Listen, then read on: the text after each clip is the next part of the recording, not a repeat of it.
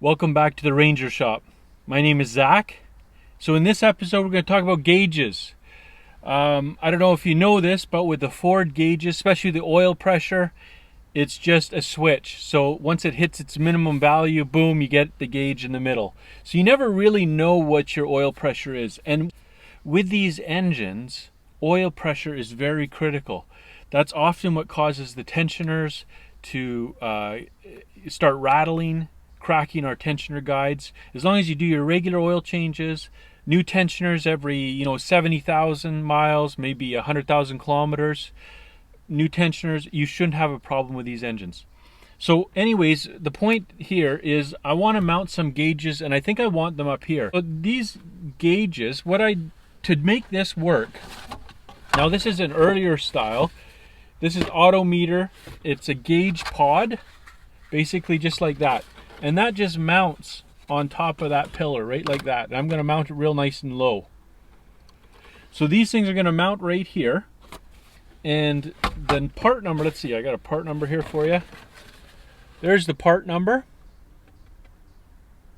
But for this, you remember this is an earlier style Ranger. So often the older style Rangers, they've got the handle here. If you've got the handle there, you probably are not going to be able to put the pod in here. Maybe you can, I'm not too sure. There's probably another kit for that. Here's our supplies to make this happen. So this is what I've got. I've ordered a 2-inch gauge for coolant, a 2-inch for oil.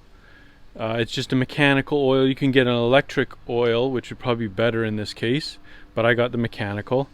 Then I ordered this for the coolant hose. It's just an adapter where your sensor will screw into. So this just goes right on your upper radiator hose, and then you just run a wire to ground and a wire to power, to your sensor, to your gauge from your sensor. So the wire I'm using is, I've got this 16 gauge 16-2 wire off of Amazon. It's I think perfect. It's sheathed, so you don't have to worry about the wires fraying. It's easy to pull through different areas, and 16 gauge is more than enough to handle 2 light bulbs and a gauge. So the power I'm going to get is just going to be off a keyed power. I'm going to tie into my fuse somewhere, so that's going to be pretty easy. I'll just tie into my fuse box with a fuse jumper wire. So to tie in our oil pressure gauge, there's a few different spots. The best spot is down below, where the actual oil pressure sensor threads into the block. You can install just one of these 1/4-inch tees. You can get these in like galvanized, or in, this is just steel. This is just 1/4-inch pipe thread from Home Depot, and there's just this nipple here, and you could put one here. Then that would just thread in there, and then your sensor would just thread on the end of that, and then your gauge, because you still need to keep your factory gauge on it too. What I did though is I wanted the oil pressure from the top of the engine. I find you get a better reading, a more accurate of.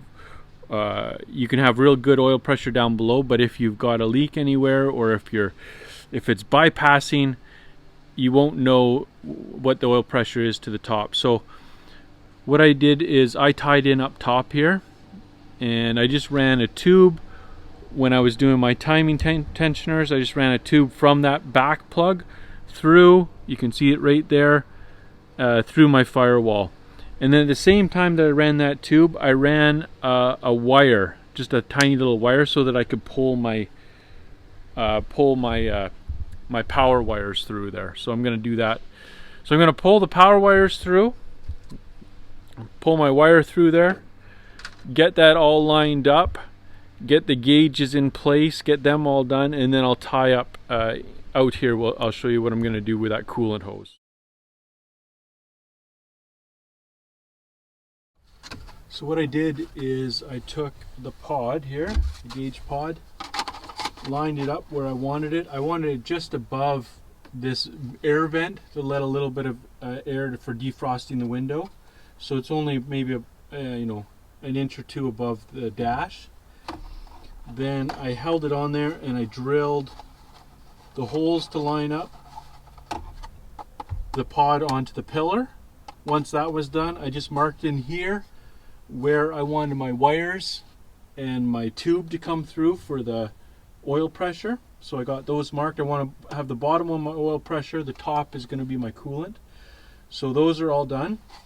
I've run my tube through the firewall for the oil pressure, and I ran a wire with it also. So I'm going to pull this wire back through with the wires attached on the other side for the sensor.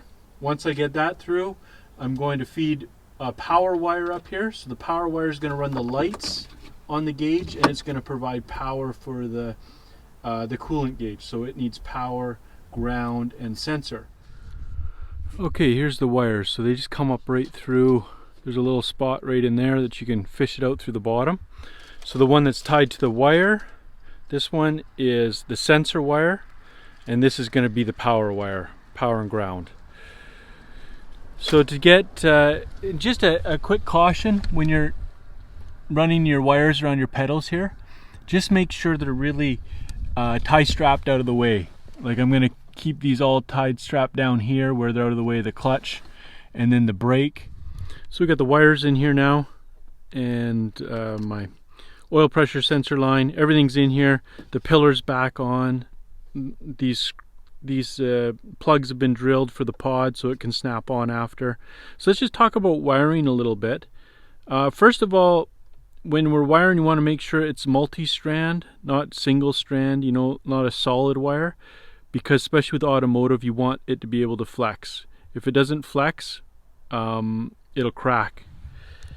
As far as like butt connectors and stuff, if you look inside the connector and you see a line, like where there's a join, it's not a very good quality one. Also, there's these ones are called Liquid-Tite. So when you heat them up, it actually seals the butt connector so that no moisture can get in and give you a bad connection later on. So to strip the wire, I just use an automatic stripper here. This just will automatically strip it, but you can use your standard stripper crimper, and it strips here, crimps up there. Make sure when you're crimping, you're on the insulated, not the non-insulated. Otherwise, you will cut through that sheathing, and then it'll be useless. This is the best type of connector, though. These will always crimp it just the right amount. So you can't over crimp it to break that coating, and you can't under crimp it. So they're a real good purchase if you're doing a little bit of electrical. So what I'm going to do is I'm going to take the lights for both, and I'm going to wire them together, the ground and the positive, and then I'm going to tie them in to the ground and positive coming in. Then I'm going to take the ground here for the sensor.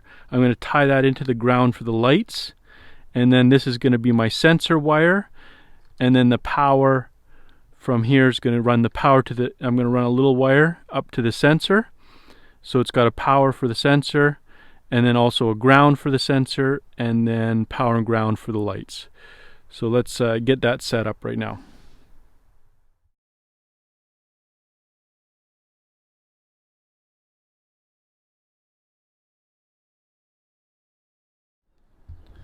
There's a gauge set up.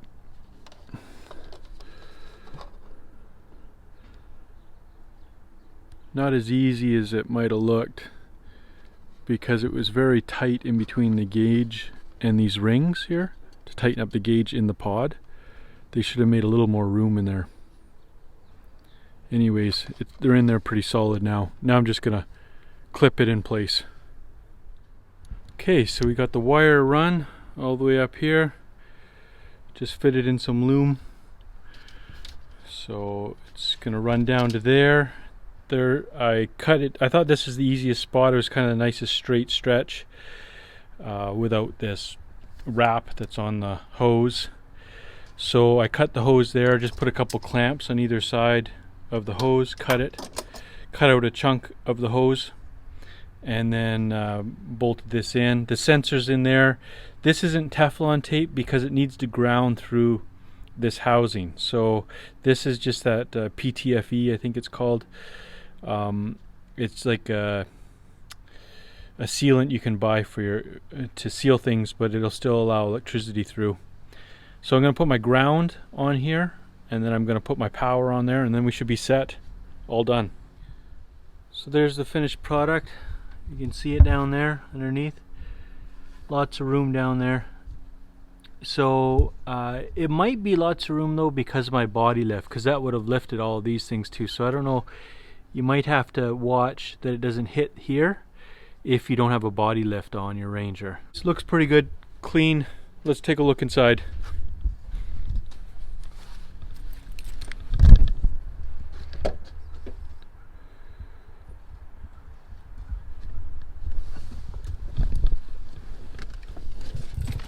See if I can get far enough back so you can see it.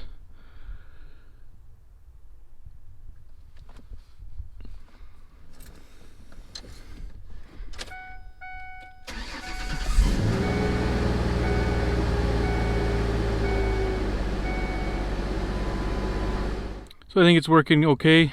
Everything looks all right. Gauges are working. I like this, the placement. It doesn't affect your field of view at all, right? You can see around it good still. And that's what I wanted. The windshield's kind of small, so I didn't want to take up too much of that room. And I like the pod mounted, like on the pillar. So that's it. I hope you enjoyed it. Give me a thumbs up if you did. Subscribe for more videos to come. I got lots of projects planned for this Ranger and some off-roading.